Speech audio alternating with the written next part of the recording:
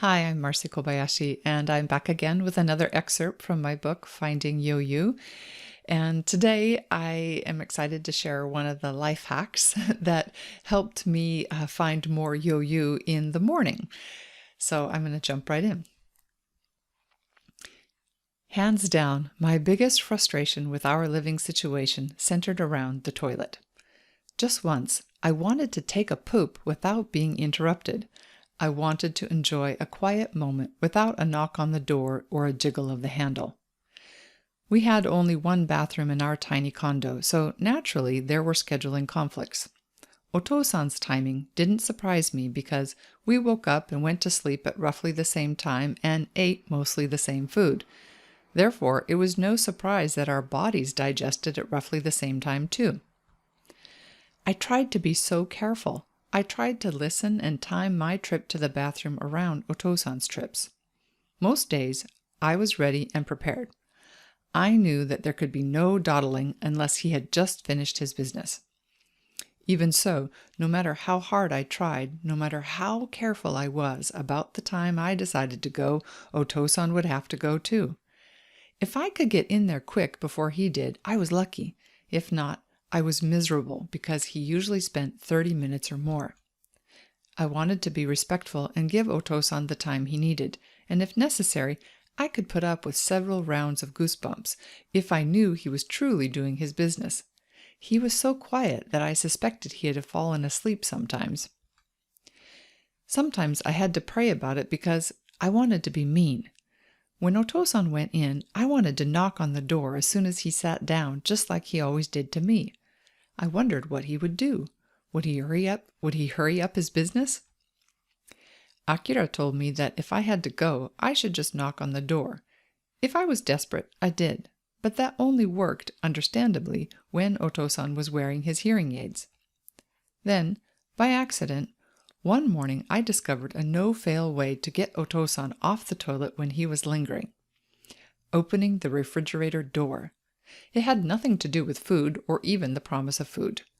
It just so happened that right on the other side of the kitchen wall was the toilet. If I opened the refrigerator door with too much vigor, it would swing open and bounce against the wall. If you were sitting on the toilet, then that wall was only inches from your face. Oto-san couldn't hear someone knocking on the door, but he could hear the refrigerator door banging on the wall. Thank the gods, we had a solution. Unfortunately, getting Oto-san off the toilet wasn't the only problem.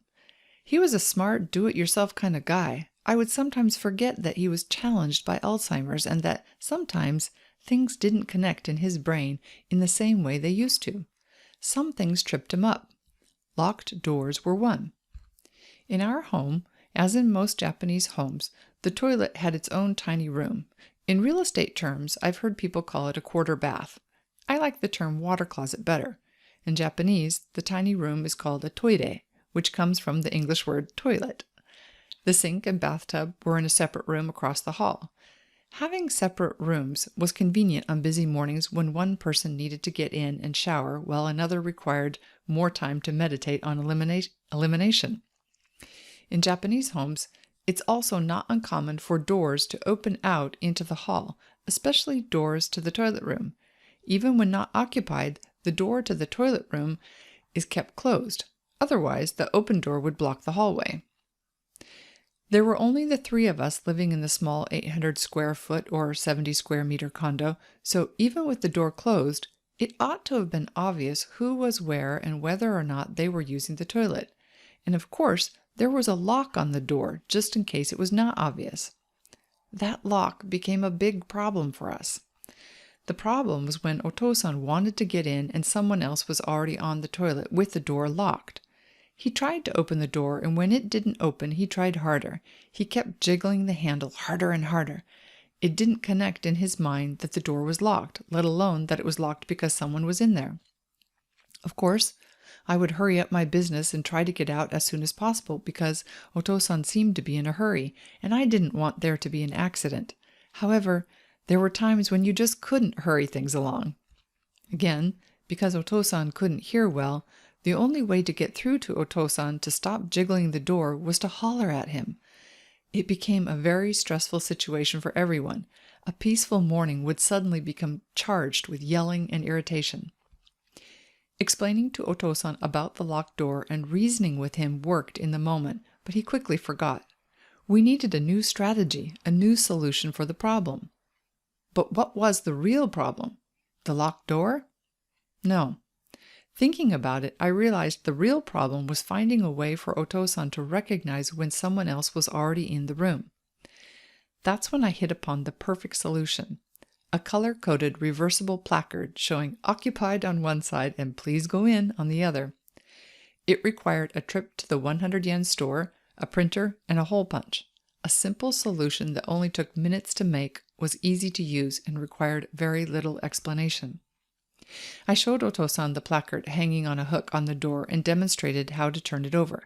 He understood what to do and started using it immediately. More importantly, we started using it too. Otosan finally understood at a glance whenever we were occupying the room. He stopped jiggling the door handle, and we stopped hollering at him. Finally, we could all enjoy the morning and enjoy elimination bliss. That one small change made a huge difference in our morning routine. Adding the placard to the door seemed like a small thing, but it meant not having to holler at someone at 6 a.m. That placard suddenly made our mornings feel 1,000 times less stressful. I started looking for all the other little irritations around our living circumstances. Big issues like having only one toilet couldn't be ignored, but they couldn't easily be solved either.